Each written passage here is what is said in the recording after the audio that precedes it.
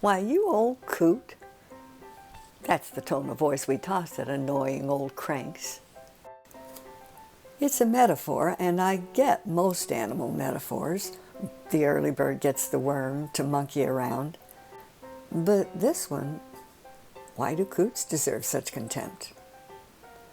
Sure, they get touchy with their flock mates, but all flocking birds do that. They do deserve the epithet because they're tough, as in tough old coot. In fact, the editors of Field and Stream joked that the best recipe for cooking coots is to throw one on a plank at 350 degrees for an hour, and then throw away the coot and eat the plank.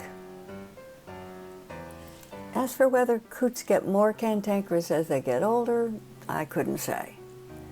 So let's leave that question for the moment, and I'll tell you what I do know about them. First, they're not ducks.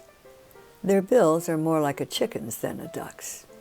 In fact, they belong in the same family as rails. Another part of their unduckiness is their feet, which are not webbed. Coots eat emergent vegetation in shallow waters, then come ashore and walk around eating there too. And it's not just plants he's eating, but probably insects as well. So walking helps him survive, and his articulated toes make walking practical, even though his legs are rather far back on his body for ease of walking. Those wide, fleshy toes make swimming easy and support him if he's walking in muck.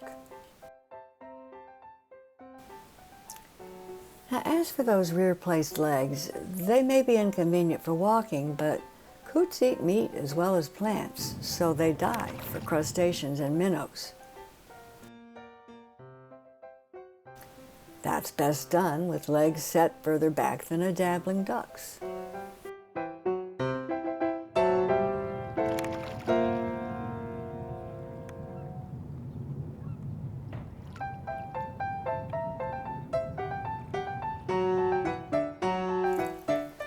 Having the legs located to the back has this downside, that whether the bird is a coot, a pied-billed grebe, a long-tailed duck, or even a trumpeter swan, it will skitter across the water for many yards before it can get airborne.